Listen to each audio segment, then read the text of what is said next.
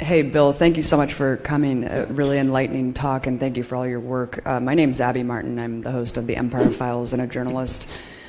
Quick question before I ask my other question. What is the status of your litigation right now against the government? The government is drawing it out. In fact, the latest motion they put to the court, which the court accepted, by the way, was to dismiss our argument. It was based on putting forward to the court that the prison program was the program we were talking about, and it wasn't. That's the upfront fake. The back programs, all the upstream and secret unilateral tapping, that's what we're talking about. And so I suggested to our lawyer that we inform the court that they need to hold the government in contempt of the court by playing them for fools, which they are. And I know that the Trump camp has kind of made the notion of a deep state kind of a ridiculous idea, right? And it's been ridiculed. But talk about this kind of unchanging apparatus that continues through administrations, that there is no differentiation between, the surveillance state and U.S. foreign policy. Why does this neoconservative ideology kind of dominate the U.S. government? Well, you see, that's one of the foreign policies, one of the main reasons they do this, because it gets to all the collection of everybody in other countries and who they're communicating with, including all the members of parliament, so that when they talk about issues they're thinking about and what they're thinking, it's captured. And so they get an idea of what the inclination of foreign countries is in terms of issues. So that gives them leverage against them and how to create an argument before it surfaces publicly, so you can combat it and be ready for it. Or maybe just even change it and influence it. Even Obama was a constitutional lawyer, yet he continued spying. Yeah, Obama is a constitutional lawyer. Yeah, I was hoping for more from him, for hope and change, but I'm left with hope. I got the change. It only doubled down on everything. He just went off on it. Power. See, the problem is this is power, and people are corrupted by power. I have three words that describe everything that everybody does in our government: power, control, and money. That's the issue. It has been all along, And this program gives them power, not just of people in our country, your country, or any other country in the world, but also gives them the ability to leverage them any way they want. For example, if princes in the Arab states go on the web and look at pornographic sites, we collect that and use that as leverage against them, because in their countries it's not a good thing to do. 2 questions. Artificial intelligence, transparent, opaque engines are now on the market and open to NSA for usage. Can you actually program privacy models inside that? Yes. Second question, is there an ethics model framework that exists for AIs and opaques and transparent engines? No, but I've been giving talks to university computer programming, like in Cambridge. I addressed their college for computer programming. I said, what you need to do, and not document in the software, you need to implant rules that will detect their misuse of the data. And you have to plan for what I call evil at the top. Because this has always happened. Anytime this kind of power is collected together, somebody uses it for an evil intent. They don't use it properly, And you can't trust people because people are weak. I'm surprised we made it this far, really, as a species. Thanks for being here. I'm just wondering, with everything that you know and you've seen, what is your online presence like? I encrypt nothing because I want them all to see what I'm doing and saying. In fact, I have a very bad tap on my cell phone, and I keep telling them about it. I keep saying, can you hear me now? Why don't you fix your tap? What's the matter with you incompetent people? Come on. So. Well, and you've also mentioned that you will, you've told the world that you will never commit suicide, right? Yeah. Right? And you're sort of very open about. I made it clear who would do it. Yeah. Yeah. Okay, can we go to the center here? Yeah. Thank you. The United States has the reputation for being maybe the first and having the best whistleblower protection legislation in the world. Given your experience, it sounds like it hasn't really protected you very much, and I wondered how you might explain that. Well, see, for me it's pretty simple. I mean, they give, those whistleblower protections do work well for the private industry, but when it comes to the national security area or the intelligence area, they're the exemption to that, and so they don't really abide by those. And the reason, of course, is because they need to cover up their crimes that they're committing, and all the evidence of it is in the databases of the intelligence agencies. So are you saying then that culture plays a large role in whether or not this legislation will be welcomed and rigorously applied? It sounds like this is a culture of secrecy, cover up, keep the power for ourselves, and never admit we do anything wrong. Yeah, there's a cultural issue in the intelligence community, because protect yourself, basically. Yeah. Hi, thank you. I'm Chris. Just had a question about, because I've been studying the whistleblowing regimes in Canada, and a big fear that it seems to exist among Canadian lawmakers when they're drafting these legislation seems to be that if we don't make it really hard for whistleblowers to blow the whistle or for them to prove the case, then we'll just get this slew of frivolous claims from whistleblowers. Now, having gone through the whistleblower system in the U.S. yourself, do you think that's a reasonable fear for lawmakers to have, or do you think it's right?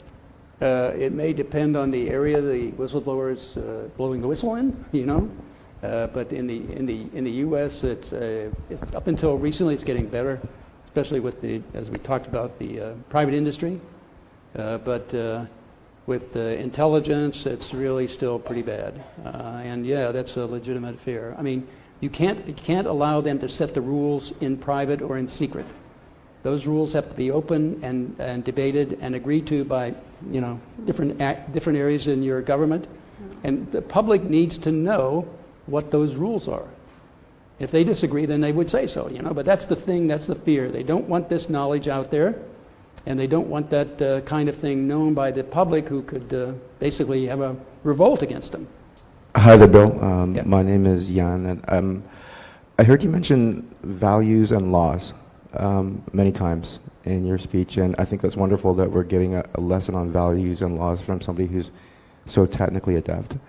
And many countries in the world aren't hindered by those values and laws, many institutions. So is the crux of what you're saying, we need to find a better way to find leaders who will respect the values and laws, and that's where we should be putting some of our efforts into how we decide those people, essentially? Yeah, I think that's a major issue, and you need to find somebody you can trust. I mean, who can you trust in the U.S.? Virtually nobody. Okay. No politician anyway, because they're all influenced by money and control and all that from different directions. So that's why I thought when Trump became president, this is the first chance we have to correct this, because he's not a member of a political party. He doesn't need money. All those factors, power, control, and money, the two of them at least go away. The power issue is still there. It does give him the powers that Obama had, that Bush had, but that's a real issue. You need to have somebody you can trust, and he needs to be open and transparent. Obama was opaque. Everything he did in secret. So you're finding out some of it in terms of what's coming out now in the U.S. about emails and things that are being written between the DOJ and the FBI and various conspirators of this problem. So I wanted to add something about the whistleblowing. In our case, there's a case of the NSA whistleblowers and Diane Rourke from the House Intelligence Committee.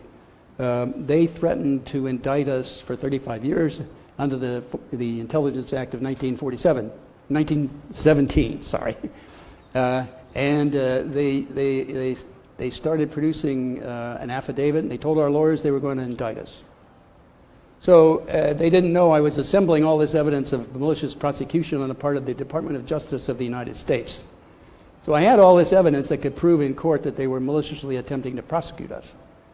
And so that would basically deny that would throw them out of the law altogether. They would lose their law license, all of that, for what they're doing. So I told them about it by, this is a good story, in order to get the message across to the Department of Justice. I called Tom Drake because I knew his phone was tapped by the FBI. Okay, so what I did was say, Tom, these guys are our lawyers telling us they're going to indict us all for conspiracy, you know? And so I said, now, here's what I've got. I've got all this data showing and proving malicious prosecution on the part of the Department of Justice of the U.S. And so I read it to him over the phone. Okay? So, and I said, and I said the FBI has all this data too. See, they thought we didn't have this, but I did. Because I backed myself up, so do, many people, I guess. But right now I'm backed up in about 6 different countries out of the jurisdiction of the U.S. and 4 or 5 places inside the U.S. So, anything they do is not going to work, sorry. But, so I told him all this over the phone, and I said, so Tom, when they take us into court and under this indictment, we countercharge them with malicious prosecution at the same time and produce the evidence to show it. And then I hung up. And 1 month later, because our lawyer, he didn't know what was happening. I was playing a pull-the-strings spy thing. But, our lawyer didn't have any idea what was happening. And so 1 month later, first he was told we were going to be indicted. Then 1 month later, they give him letters of immunity for us, unsolicited. So the only way you can defend yourself is find evidence against them and be prepared to take them to court. That's the only way you can do it. They were fabricating evidence against us. In fact, somebody felt so bad in the DOJ that they gave us a copy of their draft indictment. So we had that too as an evidence. All right, right here in the center, yeah. Thank you very much for your talk. Maybe I've missed it, but I was wondering, do they collect and store every email, call, and message of everyone in North America? Yep, there's only about 90 billion a day. Okay, so even if the person is not of interest, maybe like some student in UBC or something? Future use, okay? Okay, for the future, maybe they will need it, right? If they become active anyway and you don't like the Tea Party, they use it against the Tea Party, right? Or the Occupy group, they use it against them. Or the reporters like Jim Rosen, the Associated Press, they use it against them. Okay. So I think maybe things like Occupy Wall Street or something? Yeah. Okay. Can you pass it just? Thank you very much. Hi there. First, I'll apologize that my phone went off. I did switch it off beforehand, so it turned on even though it was switched off. Okay, so my question is quite simply, at what point would you say a whistleblower has crossed the line? For instance, I've been told, but have not verified, that Chelsea Manning led to the deaths of agents across seas. So the question, of course, is if I was in a position where I had the opportunity to be a whistleblower, maybe it wouldn't be a very clear-cut, morally right thing to do, but where's the boundary where you say, okay, this is what I should be doing, or this is what I should not be doing? The first thing you need to do is consult a lawyer. Okay, that's the first thing. Then there are certain avenues for whistleblowing that are created, like Senator Feinstein said. Mm-hmm. We did that. We stayed in those channels for 6.5 years. And even then, they wanted to silence us. They just didn't want anybody to know what we knew. So when they sent the FBI at us, which they did, they raided us simultaneously. Diane was on the West Coast in Washington State. We were in Maryland, the 3 of us, NSA people. And they raided us at 9 o'clock and her at 6 o'clock, 3 hours difference. So it was a simultaneous raid. So that nobody could call somebody, look out, the FBI's coming, or something like that. And you were in the shower. Yeah, I was wow. They came out and said, the guy came in the shower and he's got his pistol out and pointing his pistol at me. He said, what do I have, Come on. So, but at any rate, when they did that, that was the first declaration of war, okay? I'm now at war with my country. So, and it takes 2 to agree that to settle the war. And I'm not done yet. Hope you enjoyed that last video. Hop on over to statuscoup.com where you can sign up for our email list and become a member for as low as $5 to $10 a month. Membership is how we grow. That's statuscoup.com/join. And remember, join our email list so we can grow the revolution with you.